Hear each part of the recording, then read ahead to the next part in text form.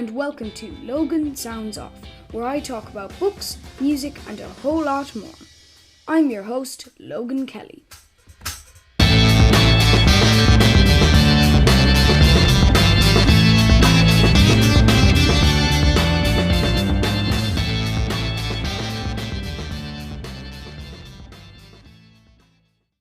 Hello and welcome to Logan Sounds Off. Today on Logan Sounds Off, I have Jake Burns. Jake, how are you? I'm grand, thanks, Logan. How's yourself? I'm very good, thank you for asking. So for those who don't know you, could you tell us a little bit about yourself? Blimey, where to start? I'm the lead singer, guitar player, main songwriter for Stiff Little Fingers, band from Belfast in Ireland. We formed in 1977, so we've been doing this a long time. I also occasionally play with a side project band called Dead Men Walking, which is myself, Segs and Ruffy from the Ruts, and Kirk Brandon from Spear of Destiny, Theatre of Hate. There's not really much more to tell. That's pretty much who I want to do. Cool. Well, we're going to delve into all of that now in the interview. So first off, I want to start growing up in the late 60s and the early 70s. You listened to a lot of Dr. Feelgood and Rory Gallagher. But was there any other bands and musicians that were really important to you at the time? Yeah, I mean, I kind of started out like most kids at the time. You just listened to the radio and stuff. So I was listening to all the sort of what was the pop songs of the day. I didn't realize actually until I looked back on it that a lot of the stuff I bought was on the Tamla Motown label. So, but I would never have considered myself a soul boy. To me, it was just pop music, and yeah, Rory was the turning point that sort of led me away from pop music and down the guitar playing road. I saw Taste's farewell concert, not live. I saw it on the television, and that kind of changed my path basically. The thing was as well, I mean, where I was growing up, most of my friends were slightly older than I was, so while I really should have been, listening to pop music, I then started, thanks to Rory, like I said, and these older friends, I started listening to heavier bands and stuff, people like Led Zeppelin, Black Sabbath, Deep Purple, all those guys. So yeah, I mean, Black Sabbath probably were my favorite band when I was very young. Just because they were the loudest, they were the ones that annoyed my ma and dad the most, so that was why I liked them. I see. That's a very, very unique mix of things, especially with Motown. I heard that you like Motown. Thank you for bringing that up. But you mentioned there about Rory Gallagher, and you stopped in your tracks while first listening to Rory Gallagher. It really was a big experience in your life. But do you think there were any other musicians or bands that you did this before or after where you just stopped in your tracks listening to them?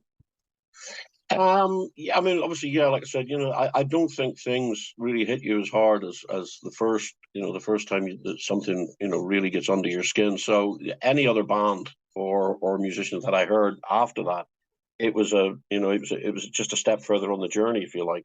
Rory was very much the turning point.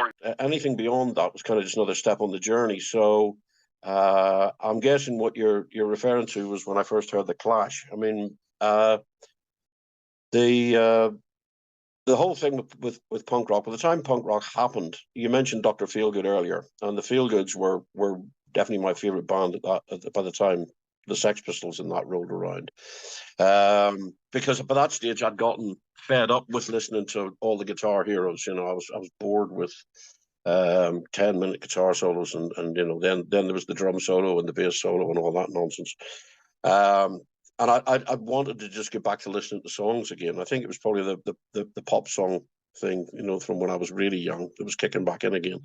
And so when I first heard the Pistols and the Damned and the Ramones and that, I thought it was great because it was a kick in the backside for all the self-indulgent bands that had been really, boring me, So, but I didn't see where it was going to go, Logan. I thought it was going to be, I thought it was what rock music needed at the time. I thought it needed a kick in the backside, but I didn't see what it was going to achieve beyond about 6 months. You can only outrage people for so long, And then I heard the Clash, and they were writing songs about their lives, and that to me was really important. I mean, it kind of goes back to, the first things that your English teacher tells you at school, which when you're writing composition and stuff, which is to write about what you know.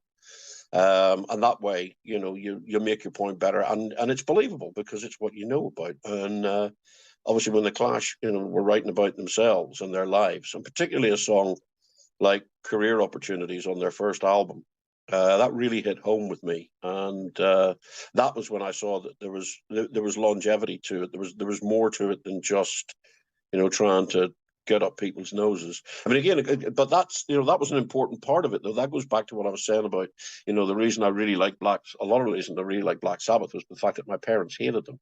And, so anything that annoys your man, dad, when it comes to music is a grand thing as far as I was concerned. And it should be. I mean, that's what rock and roll should be about. It should be about annoying, partly about annoying the older generation, Very interesting you say that, because you mentioned in an interview before, and I thought this was very interesting. Your dad used to be a big fan of Hank Williams, and Yeah. you didn't like Hank Williams. No. So, you also mentioned though in the interview that you had got some inspiration from him and musically influenced from him in ways because it was around you. And I just wanted to ask, Yeah. could you explain that a bit further? Yeah, I mean, the thing about Hank Williams, for example, I mean, and he's a very good example, is yeah, my dad was a huge fan. And I think mainly because my dad was a huge fan, I just didn't want to listen, I just thought it was shite, basically. And then, of course, as I got older and became a songwriter, effectively, I found that more and more I was listening via actually a lot of old blues guys. Again, this is thanks to Rory Gallagher. I started listening to where did Rory get his inspirations from, and so I started listening to the likes of Muddy Waters and Howlin' Wolf and Willie Dixon and all these guys that Rory had been listening to. And I found I really liked it, and also I found through the words and the form of it, I thought, this is getting dangerously close to Hank Williams territory here. And, and and then I went back and listened to the Hank Williams records, and that was like, shite, my dad was right. This is actually really good. It took years. And now, I think, there was one time I turned up back at the house, I was back visiting in Ireland, and I turned up at the house wearing a Hank Williams t-shirt, and I thought my dad was going to explode laughing. He was like, sort of, when did you start liking that fella? And I had to admit that after many years, my dad was right and I was wrong. Hank Williams was, in fact, pretty damn brilliant. That is very interesting. Now, I was this was something that I never heard before. With Stiff Little Fingers, originally when I was starting, it was called Highway Star. Yeah. And that was a name taken off a Deep Purple record. Right. And then it moved on to Fast, but then it moved on to Stiff Little Fingers. Yeah. And that was a name of Pure Mania, a record by the Vibrators. Were you always looking out at like track names to try and get band name ideas? I'm just wondering. Well, the thing is, I mean, that's probably the hardest part of starting a band, is to think of a decent name. It's not as easy as you'd think, and yeah, I mean, Highway Star, like you said, was taken from the Deep Purple song. Interestingly enough, we never played the Deep Purple. We didn't play anything by Deep Purple because it was too damn complicated. We weren't very good. So, anything that was too tricky, we just tended to avoid it. And with Stiff Little Fingers, that came about, yeah, we were going to call ourselves The Fast, which sounded like a punky name. It sounded like a good idea to have the in the name as well. That seemed like a return to pop groups of old, so like the Damned, the Stranglers, so the Ramones. even though they were actually just called Ramones. But either way, Yeah. so it sounded like a good idea to have the in the name. And then we found out that there was when we'd already booked our first gig. That was the thing. We booked our first gig at a bar in Belfast in Ballyhackamore called Paddy Lamb's Lounge, and we were called the Fast. And then we found out that there was a band in New York called the Fast. And I mean, I don't know where we got the idea that these fellas in New York were ever going to hear about us playing in a wee bar in Belfast, but we decided we'd probably best change the name. But we couldn't think of a name. We couldn't think of anything really. And the fella kept phoning us up because he wanted to put an ad in the paper. He was, he had a bar to run. He was putting an ad for the week, who was playing there during the week. And Henry was the only, they were the only folks in the band who had a phone. So we used to run all the business side of things out of Henry's house. And I happened to be over there one afternoon when this fella phoned up and he said, look, I'm putting this ad in the paper and I don't know what these are called. And so literally, like you said, it was from Pure Mania by the Vibrators. And that record just happened to be lying by the phone. So I grabbed it and just ran my finger down all the names of the songs and came across Stiff Little Fingers and said, tell them we're called Stiff Little Fingers and we'll think of something better after the first show. And so we did it. And amazingly, we got reviewed in, I think, the Belfast Telegraph or some local paper anyway. And it was a really good review. Now, in those days, to get gigs, you had to convince the guy who ran the bar or the club that you were any good. And nothing was better than turning up with the local newspaper and going, look, it says here we're really good. So as a consequence of which we were stuck with the damn name. And I've never liked it. And it's 46 years later and I still don't like it. I thought it looked much cooler when I saw it. People used to write it on the back of their jackets and they shortened it to SLF. I thought that looked better. But it's a bit of a mouthful and it doesn't really mean anything. And people have read so much into it. You'd have to ask John Ellis, who actually wrote the song, what he was thinking of when he wrote it. But people started to write all sorts of things, particularly Americans. When you first came here, they were trying to read it all. Everything was about Ireland and the Troubles, and they thought it was all something to do with that. But nah, mate, it was a name from a song. We just took it because we couldn't think of anything else, Well, there you have it. I thought that was so interesting. And for me, who's been growing up with Stiff Little Fingers since like when I was 4 or 5, and like my dad, this tape he bought in I think at least the late 70s or right. the early 60s. So to now know the Stiff Little Fingers, the name came from that is very interesting. Yeah. So now I'd like to move on to a very interesting fact that I learned, that you guys had an acting debut on the BBC Play for Today television show. And you were on that for one episode and you played the band. How did that come about? I think you're pushing it by saying we were acting. I mean, well, certainly what little acting there wasn't very good. Yeah, it came about. We just got a phone call. I got a phone call from our manager at the time who said the BBC had been on to him, and there was a playwright from Northern Ireland, a guy called Stuart Parker, who'd written this play, and there was a small part in it for me. He said they'd actually written it with us in mind to be the band, but the band needed to be sort of introduced into the play. So I had to play. I think I had about 4 or 5 lines in this thing. And at the time, it seemed like everybody that was in a band was acting. I mean, there were those that were good at it, like David Bowie and Sting and folk like that. And then there was me, who was awful and shocking. I mean, it didn't help that they got me drunk. That didn't help. But it was. Yeah, it just came about because this guy, the play was set in Belfast, and the idea was, I think that it mainly centered around these 2 women who, through a number of circumstances and coincidences, their lives intertwine over the course of this one day. And the lassie who was playing one of the women was supposed to be my girlfriend in the play, so they kind of needed to. That was the connection to get the band in. And what was really interesting about it, from my point of view, we filmed it in Belfast. And it was the time the Troubles were still going on, and there was a couple of scenes that were supposed to show how derelict Belfast was at the time, and they couldn't find anywhere derelict enough. It didn't. It wasn't wrecked enough. So they had to film them in Liverpool. I'm sure the people of Liverpool were delighted to know that their place looked like more like a bomb site than Belfast did. But there you go. Wow.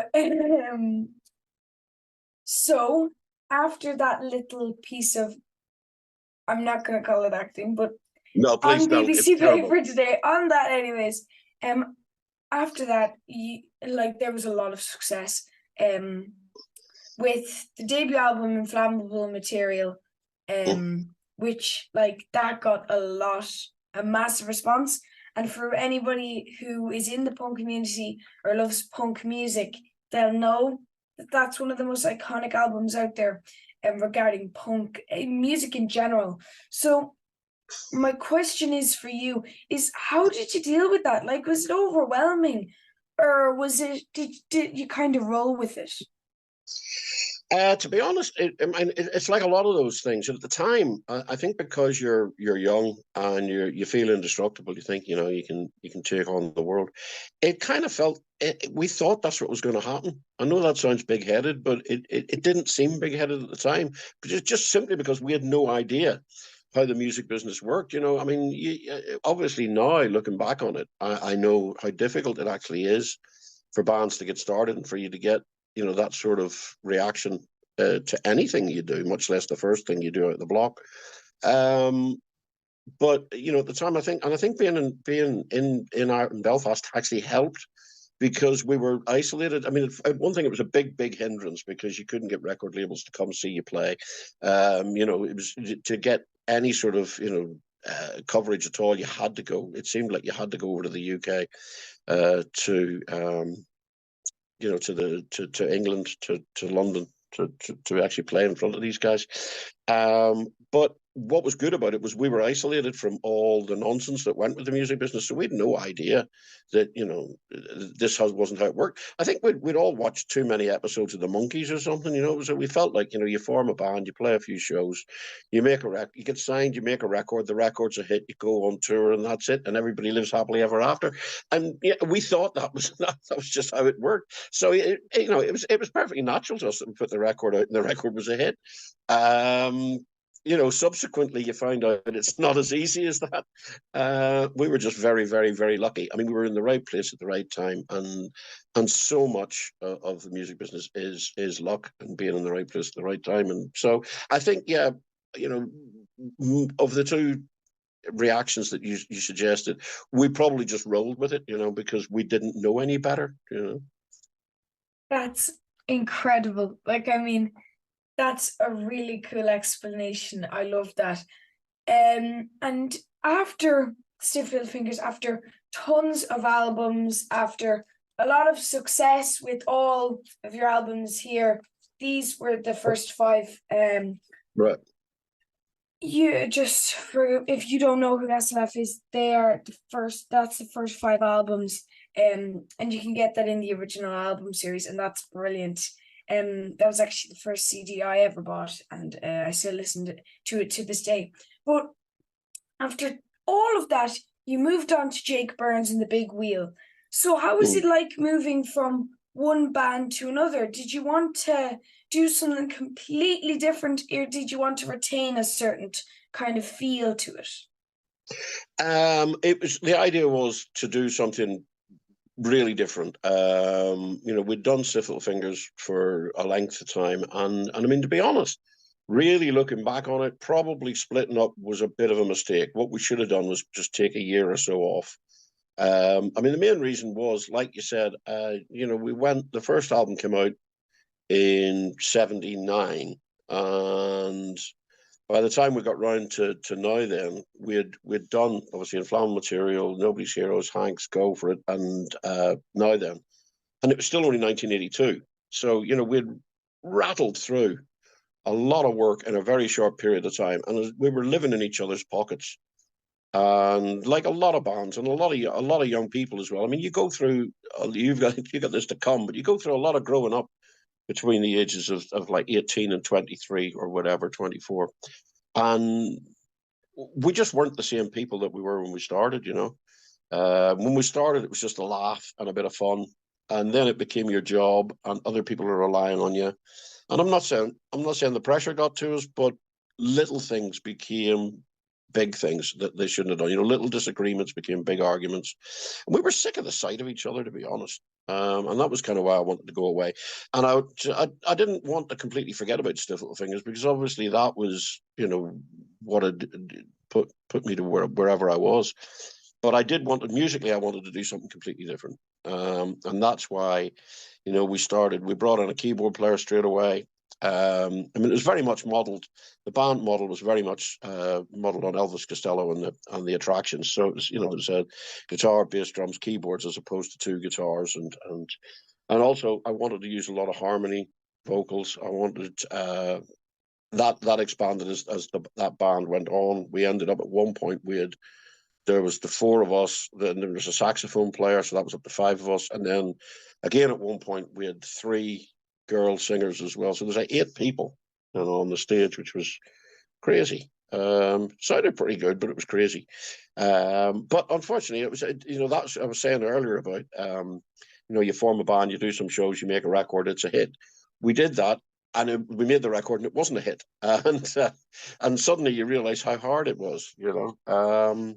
And yeah, so that, you know, that kind of ran its course. We ran out of money. We ran out of, you only live on enthusiasm for so much, for so long, and eventually, you know, people just lost the heart in it. And also around that time, I got a phone call from Ali McMurdy, who I hadn't seen in like 3 or 4 years, and he basically said, "Look, we noticed that a lot of bands from our era who had split up, people like Buzzcocks and, in this instance, the Tom Robinson Band, were getting back together again and playing, and they hadn't played in forever.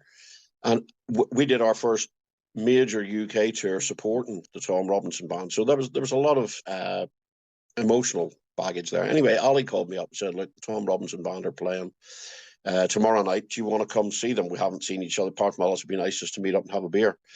And we were actually playing. The Big Wheel had a gig that night. So I said, "Look, yeah, we're playing, but you're right. It would be lovely to catch up. So why don't we arrange to meet the following week?" So we did.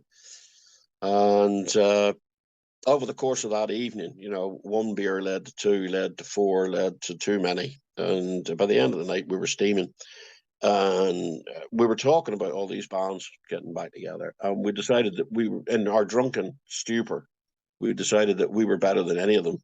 It's just, again, you know, all the old youthful exuberance was coming back again, fueled by too much beer. And anyway, we decided that it would be a great idea to put the band back together again. Of course, I woke up the next morning thinking, did I just say I was going to put the band back together again? Terrible headache, bad idea. And the phone rang, and Ali said he'd pretty much called everybody, and they were all keen. I think I'd called Henry. God knows what he made of me calling him that time of the night. But everybody was keen to do it. They all thought it was a great idea. So it was kind of, you know, we went back into it with, it was kind of put your toe in the water and see, to be honest, because we'd no idea if anybody was going to be interested. None of us were doing anything really, you know, music wise or any wise, and we were all actually broke, to be completely honest with you. We were skint, and Christmas was just around the corner. This would have been about, I think, October of 1987 when we came up with this idea. Christmas was just around the corner. I wanted to get back to Ireland for Christmas, and I didn't have the money. I didn't know how I was going to do it. And when this was suggested, and we went to an agent, and they said, "I'm sure we can at least book you some clubs to play." We said, "Well, can you make it finish in Belfast? That'd be great." So that was basically the plan, to be honest with you, was to play some clubs and finish in Belfast so we could get home and see our folks for Christmas. That was as much as we expected, and we did that. We put the tickets on sale, and they sold out so fast that we had to move back into the major venues that we'd been playing back in like 1980. And they all sold out. And at this point, we got terrified, because we hadn't played together. And to suddenly go from, what seems like a great idea when you've got a skin full of beer in a pub, to be suddenly faced with the reality of it, in the daylight, in this cold light of day, and it's bigger than you thought it was going to be, was really scary. So we decided we needed a few warm-up shows, and we came up with the idea of, let's go to Germany. We'd never meant anything in Germany, never really sold any real, tickets or anything. And they booked 7 nights over there.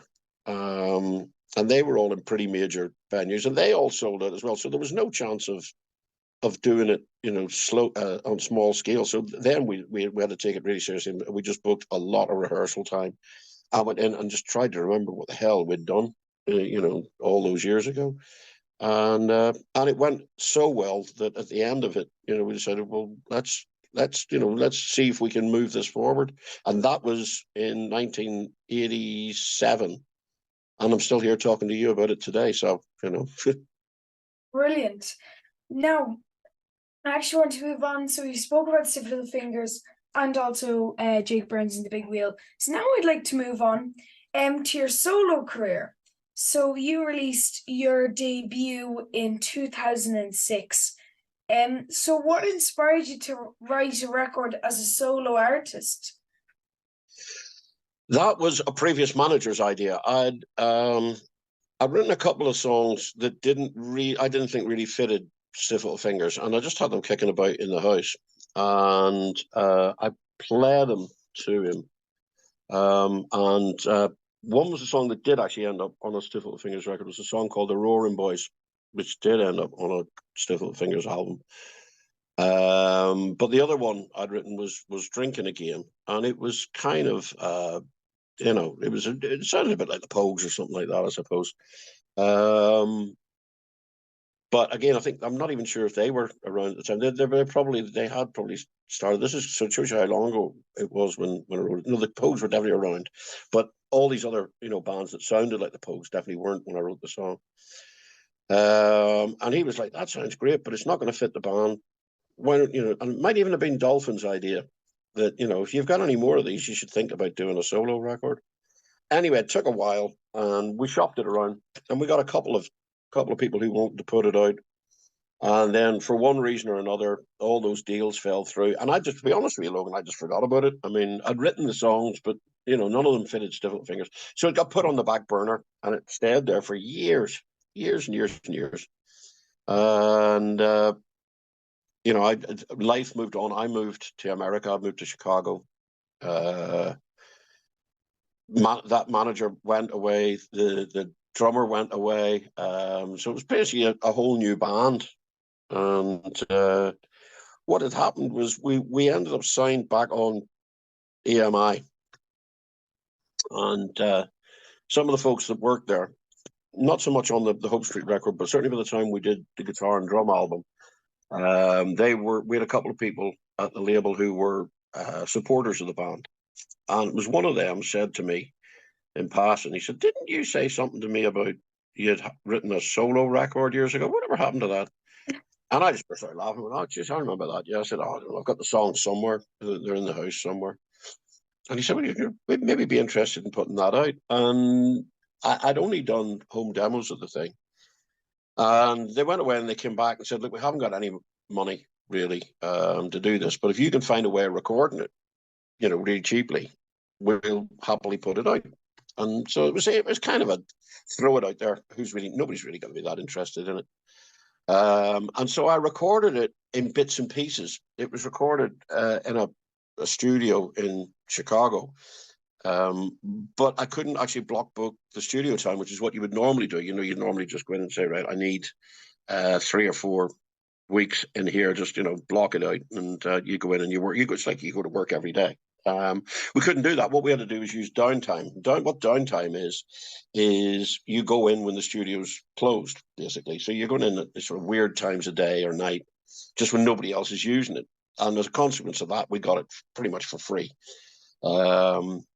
Now, the other problem I had was I was in Chicago on my own. You know, my band were all in all over the place. Well, they were all in England. And that's not true. The guitar player was in Los Angeles, but it may as well have been in England. It's just as far the other direction. And I didn't really want to use them anyway. The whole point of a solo record was to use other musicians. And so I ended up with, grabbing people out of other bands, or there were a couple of Irish bars in Chicago that had sessions on a Sunday afternoon or during the week in the evening, and I started haunting these places and just spotting the better players, and then sidling up to them when they'd finished and saying, "Would you like to come along and play on my record for me?" And they did, yeah, amazingly. And they were all really good players, but it was a bit patched together, to be honest with you, Logan. I mean, it would have been a much better record if we'd had been able to block the studio out for 3 or 4 weeks and just concentrate on making that, because it could be as much as 2 weeks between sessions, recording sessions, and you may only get like 2 hours, which sounds like a fair amount of time, but in general, if you're having to set up and break down every time you're in there, it just made it very, very difficult to make the record. So I was amazed it got made, and surprisingly, it got received quite well, considering it had nothing in common with Stiff Little Fingers at all, really. Yeah. I have to say though, it does have a very nice sound, like really, really lovely. And I really like that album actually. In general, it's very good. And I have a couple more questions left. But one Sure. is that you've inspired like really really, really famous bands like Green Day. You've inspired Nirvana. You actually inspired Bono to go and start U2. He went to an SLF gig and he decided he wanted to start U2. How does it feel knowing that you meant so much to so many different people, including these bands now? Some are actually now and some have finished up but are still known very well today. How does it feel to be meaning that much to people? It's very flattering,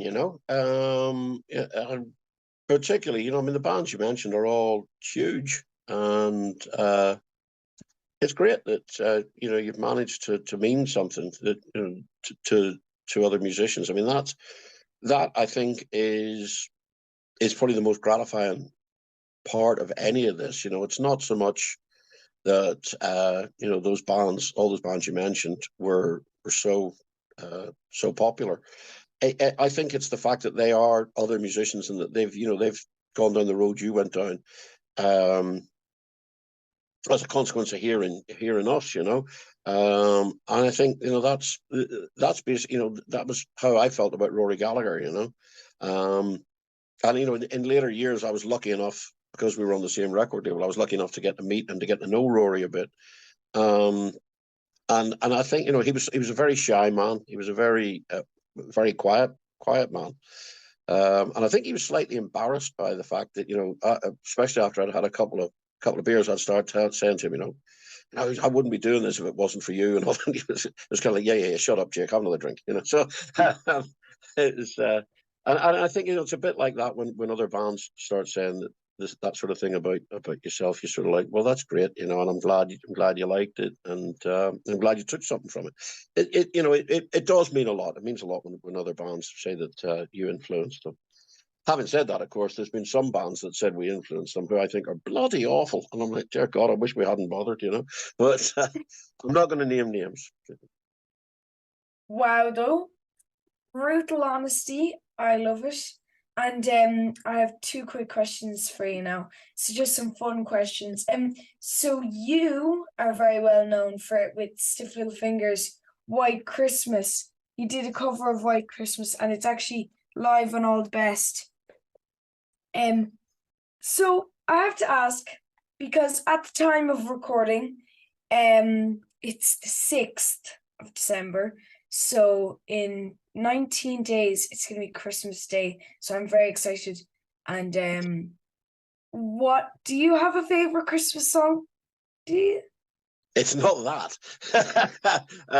I mean, that came about because at the time we used to do we used to do things that we called silly encores.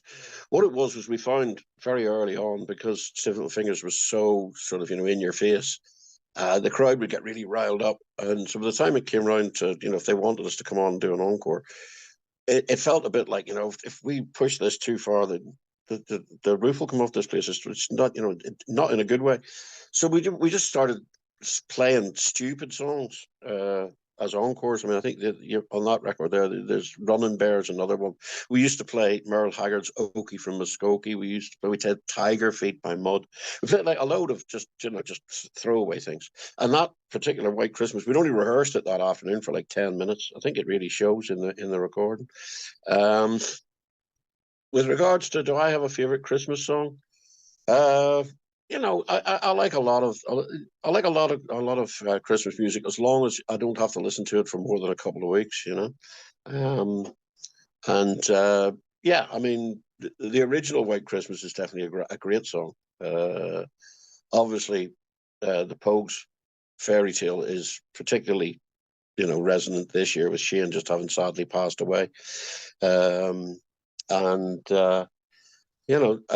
I think probably the one that for people of my generation, that really is the one that sort of makes you, smile and want to get up and make a fool of yourself, dad dancing around the place, it would be Slade's Merry Christmas, everybody.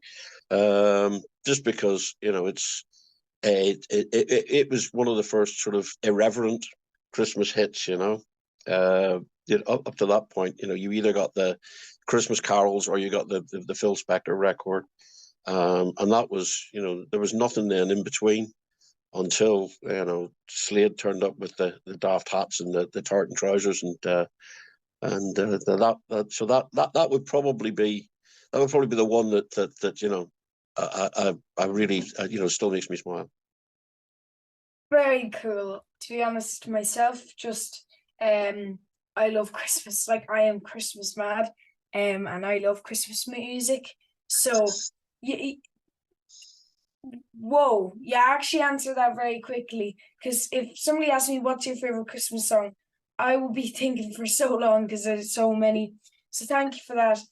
Well, there are. You're right. There's tons of them. And it's one of those things. It's like I've always wanted to write one, but they're really difficult to write. Because you either write cheesy nonsense, or you get caught up in mistletoe and Santa's elves and shit like that. So it's like, it's it's not an easy thing to do. Yeah. Whoa, though. In fairness, I've always thought if I was to write a Christmas song, it'd be really hard, because you got to think there's a tone that's there. But no, my last question, and Mm-hmm. this is just for musicians out there who are struggling or are trying to get a bit more popular. What tips would you give them? No, that's a good question, and it's one that I'm not really qualified to answer anymore, and I'll tell you why. Because the music business itself has changed so much since we started. I mean, when we started, there was almost, it sounds a crazy thing to say, but there was almost a career path you could follow.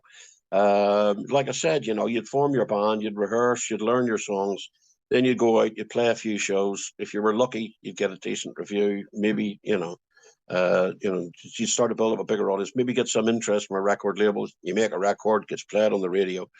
And so, that was the path. Now, with the fact that what's the point in making records these days? Because they instantly get put on the internet and copied. So nobody actually buys records anymore, really. So I really wouldn't know where you start. I mean, a lot of people are able to make records almost in their bedrooms now, which I would have loved the chance to have done when I was younger.